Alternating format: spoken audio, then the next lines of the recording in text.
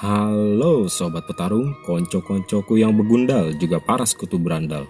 Selamat datang di channel Kuro Senpai, sebuah channel tersesat di jalan yang benar. Nah, lu skip kalau nggak ngerti. Yang jelas, Kuro Senpai di sini ingin bersenang-senang dengan membahas cerita anime. Jadi nggak perlu ribet soal subscribe atau enggak. Orewa sakarapmu kontoru. Oke, cukup intronya. Sekarang waktunya kita bahas tentang kenaikan tahta seorang lemah yang jadi tokoh utama dari Tokyo Revenge. Tapi Kuro akan mulai dari cerita sebelum malam pengangkatan Takemichi. Higuzo Temera.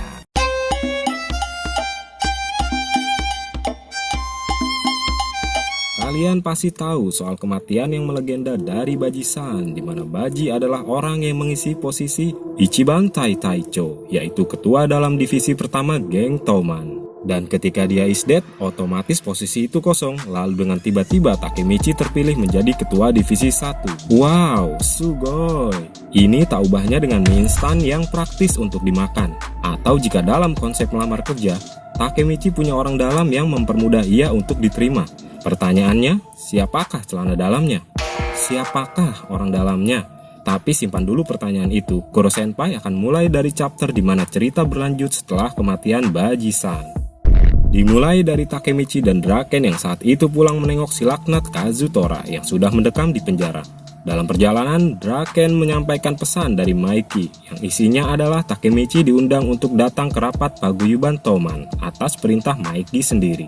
Takemichi sempat mampir ke rumah Draken yang ada di kota Shibuya. Nah, di sini Kuro bisa simpulkan kalau ternyata tempat Dora Kenshin tinggal merupakan pabrik empe-empe kapal selam berskala rumahan. Tapi yang membuat Kuro bertanya-tanya adalah gambar yang terpampang di dindingnya. Coba perhatikan, gambar ini sama sekali tidak menyerupai katalog menu empe-empe. Untungnya Kuro Senpai selalu terbiasa dengan pola pikir steril. Jadi sempat terlintas mungkin saja itu poster bermacam model gaya rambut yang biasa ada di tukang cukur. Namun jadi nggak mungkin mengingat ada satu foto dengan gaya membelakangi. Dame yamete kudasai. Akhirnya segala keraguan terjawab setelah melihat gambar pria bertampang bejat ini. Tentu saja ia harus memotong kuku karena yang namanya pabrik pempek selayaknya bersih dan steril. Buktinya ia juga harus ke toilet untuk cuci tangan.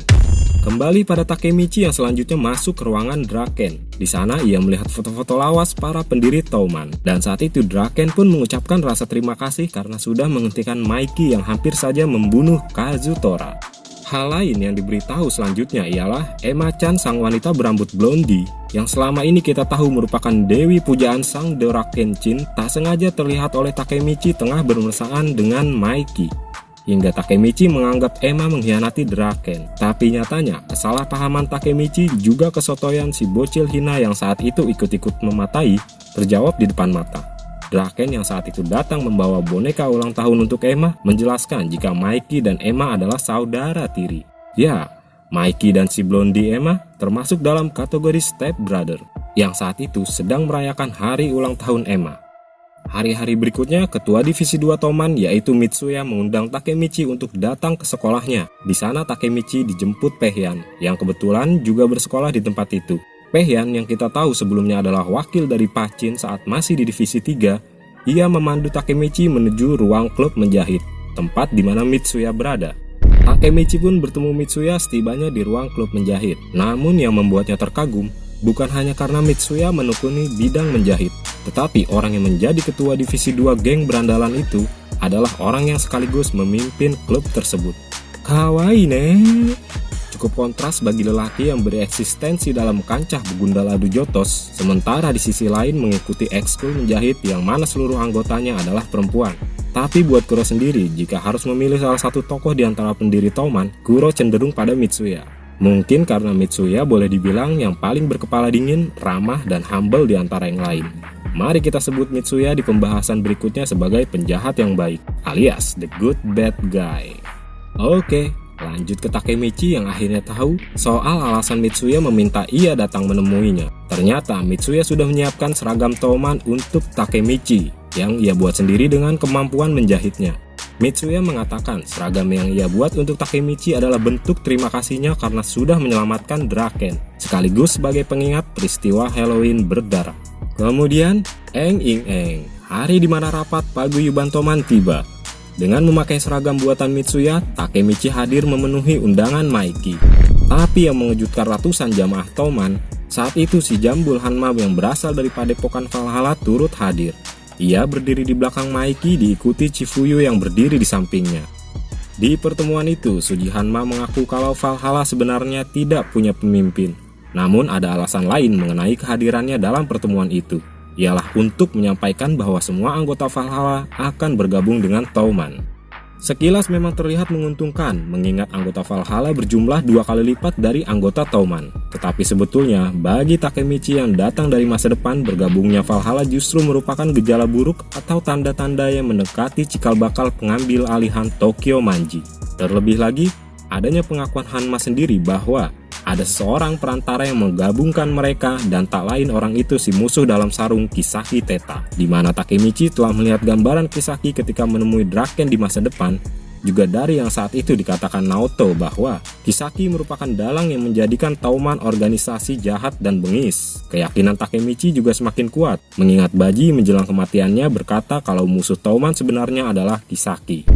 Meski Toman sudah memenangkan pertarungan dan meski ia berhasil menggagalkan Maiki yang ingin membunuh Kazutora, Takemichi sadar bergabungnya Valhalla yang diperantarai Kisaki itu merupakan titik awal kehancuran Toman.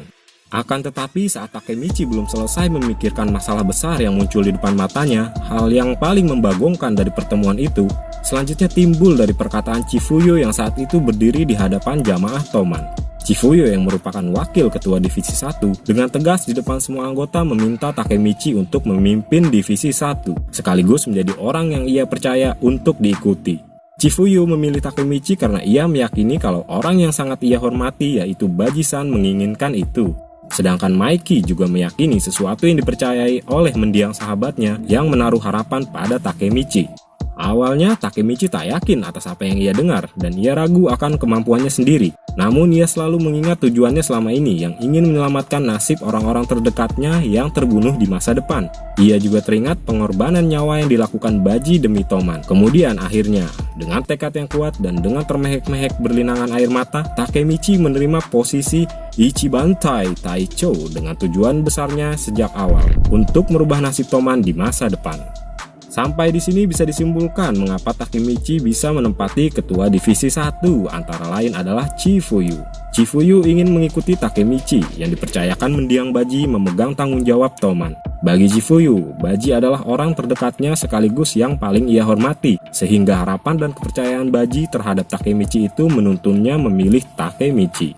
Lalu selanjutnya Maiki sendiri, seperti yang Chifuyu katakan bahwa ia dan Maiki memikirkan sesuatu yang diharapkan Baji-san selama berhari-hari, di mana akhirnya mereka memutuskan memilih Takemichi. Tentu saja keputusan itu direstui Maiki sendiri selaku ketua paguyuban Toman, yang juga mempercayai harapan dari mendiang sahabatnya Baji-san. Jadi yang dimaksud orang dalam yang membuat Takemichi melesat mengisi ketua divisi 1, tak lain ialah almarhum Baji-san sendiri. Baji adalah sosok di balik keputusan Maiki dan Chifuyu dalam mempercayakan masa depan Toman pada Takemichi sebagaimana harapan Baji. Ya, sang bajigur lah yang membuat Takoyaki dengan mudah menempati posisi ketua divisi 1. Oh, come on. Oke jamaah Toman, selesai sudah Kuro menjelaskan alasan Takemichi naik ke ring 1 di paguyuban Toman. Kalau suka silahkan subscribe, tapi kalau enggak, no problem sih. Tinggal pencet tulisan merah di pojok kanan sampai berubah abu-abu. Pilih seenak jidat kalian lah. Hormat Goro buat kaum adu jotos dan hormat juga untuk Meki serta Dora Kentut. Sampai ketemu lagi, Goro Stearu. See you next time, I kill you.